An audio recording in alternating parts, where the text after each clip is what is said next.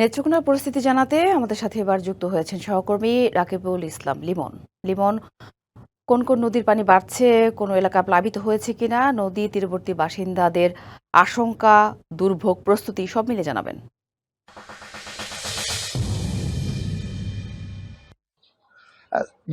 ধন্যবাদ সাথী। ভারত থেকে নেমে আসা পাহাড়ি ডোলে গত রাত কিন্তু হঠাৎ করে নেত্রকোনার কলমাকান্দা উপজেলার সীমান্তবর্তী বেশ কয়েকটি গ্রামে প্লাবিত হয়ে যায়। পাহাড়ি ডল পানি উপচে রাস্তাঘাট, পুকুর এবং বীজতলার যে ছিল সেগুলো আসলে নষ্ট করে দিয়েছে। এবং এই মুহূর্তে নেত্রকোনার উদ্যাকালী নদীর পানি বিপদসীমার 19 সেন্টিমিটার উপর দিয়ে প্রবাহিত হচ্ছে এবং সোমেশ্বরী, কংস, ধনুসহ সবকটি নদ নদীর পানি বিপদসীমার নিচ দিয়ে প্রবাহিত হলেও উদ্যাকালী নদীর পানি বিপদসীমার উপর দিয়ে প্রবাহিত হচ্ছে। তো এই হঠাৎ পাহাড়ি ডলে ওই খারনো ইউনিয়নের যে বিস্তীর্ণ এলাকা প্লাবিত হওয়াতে এখানকার মানুষ বিপাকে পড়েছেন। এই গজারমারি প্রাথমিক বিদ্যালয় একটি ওই পাহাড়ি ডলে আসলে ভাসিয়ে নিয়ে গেছে। স্কুলের আসবাবপত্র, কাগজপত্র সহ সবকিছু ভেসে গেছে এবং উপজেলা শহর থেকে সীমান্ত এলাকায় যোগাযোগের যে রাস্তাটা, সেই রাস্তাটার বেশ 2-3 কিলোমিটার রাস্তার প্রায় 2 কিলোমিটার অংশই ধসে পড়েছে এবং মানুষ একটা চরম দুর্ভোগে রয়েছে। নদ নদীর পানি বৃদ্ধি অব্যাহত রয়েছে। তো স্থানীয়রা আশঙ্কা করছেন এই হারে পানি বৃদ্ধি পেলে তারা আসলে আরো দুর্ভোগে পড়বে। ইতিমধ্যেই জানেন যে গত 2 দফায় বন্যায় নেত্রকোনায় প্রায় 80,000 কৃষকের 413 কোটি টাকার ফসলের ক্ষয়ক্ষতি হয়েছিল এবং সেই ক্ষয়ক্ষতি কিন্তু এখন তারা পুষিয়ে উঠতে পারছে না। ক্ষয়ক্ষতির প্রেক্ষিতে কিন্তু আসলে দুর্যোগ ব্যবস্থাপনা মন্ত্রী এসে এখানে ধান চাল সংগ্রহের একটা অভিযান দিয়েছিলেন, যে সংগ্রহ অভিযান শুরু করেছিলেন যে যত পুষি পারে ধান দিতে পারবে। কিন্তু আসলে বাস্তবে আমরা তা দেখছি যে আসলে কৃষকরা ধানটা ওইরকম ভাবে দিতে পারছে না। গুদাম এবং নানা জটিলতার কারণে আসলে কৃষকরা তাদের ক্ষতি পুষিয়ে নিতে পারছে না। কিন্তু এই মুহূর্তে হঠাৎ এখনের বন্যায় তারা যে আমন ধান রোপণের যে বীজতলা নষ্ট হয়ে যাওয়াতে তারা আসলে আগামীতে যে আমন চাষাবাদ নিয়ে তারা শঙ্কায় আছেন। তো প্রশাসনের কাছ থেকে আমরা আসলে জানতে চেয়েছিলাম বন্যা পরিস্থিতি নিয়ে তারা কি ধরনের প্রস্তুতি নিয়েছে।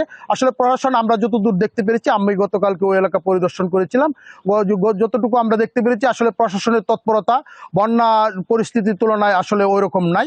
তারা কোনো তৎপরতায় আমাদের চোখে পড়েনি। তবে তারা বলছে যে আসলে বন্যার জন্য তারা প্রস্তুত রয়েছে। এই ছিল নেত্রকোনা থেকে বন্যা পরিস্থিতির সর্বশেষ। ধন্যবাদ লিমন। বাংলা কিউআর, যেখানে নগদ পেমেন্ট সেখানে। সারা দেশে 10 লাখেরও বেশি মার্চেন্টে নগদে পেমেন্ট করুন খুব সহজে। সিরাজগঞ্জে যমুনা নদীর কয়েকদিনের পানি বৃদ্ধিতে অব্যাহত রয়েছে, প্লাবিত হয়েছে নিম্নাঞ্চল। এ বিষয়ে আরো জানাতে আমাদের সাথে সরাসরি যুক্ত হয়েছেন সহকর্মী খালিদ হৃদয়। প্রতি বর্ষায় তো সেই যমুনা নদীর পানি বৃদ্ধি পেয়ে ভয়ঙ্কর রূপ নেয় এবং তা সার্বিক জনজীবনে প্রভাব পড়ে। তো এই মুহূর্তে কি চিত্র সেখানকার, কোন কোন এলাকা প্লাবিত হয়েছে, কৃষি যোগাযোগ ব্যবস্থার উপর কি ধরনের প্রভাব পড়েছে, এছাড়া নদী পাড়ে মানুষের ভোগান্তি নিয়ে সার্বিক চিত্র জানাবেন।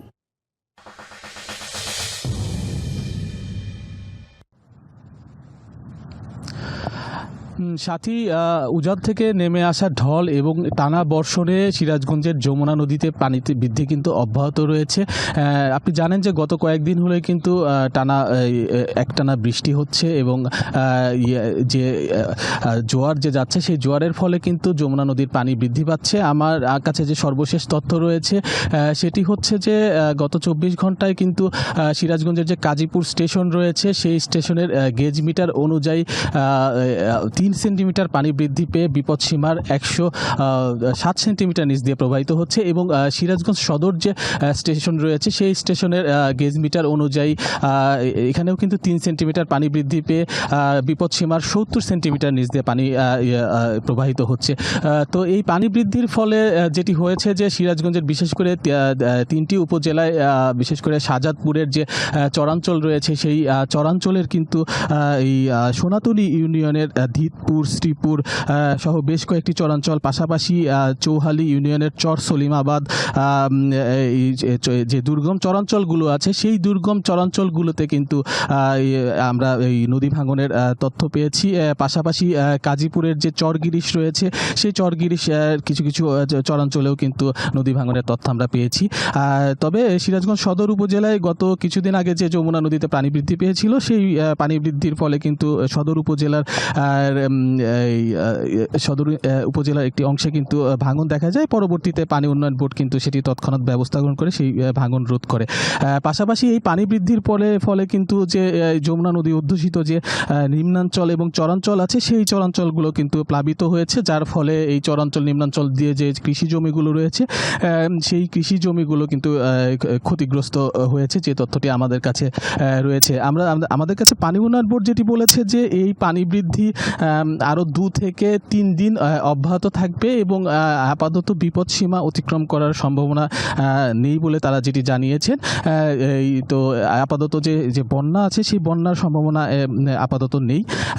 পাশাপাশি যেটি বলছেন যে এই সিরাজগঞ্জের 83টি ইউনিয়নের মধ্যে যে 31টি ইউনিয়ন যেটি বন্যা কবলিত ঝুঁকিপূর্ণ হিসেবে চিহ্নিত করা হয়, সেই 31টি ইউনিয়নের বিভিন্ন পয়েন্টে তারা নজরদারি করছেন। বিশেষ করে ঝুঁকিপূর্ণ যে বাঁধগুলো আছে বা ঝুঁকিপূর্ণ যে স্থানগুলো আছে সেই জায়গাগুলো তারা প্রতিদিন মনিটরিং করছেন।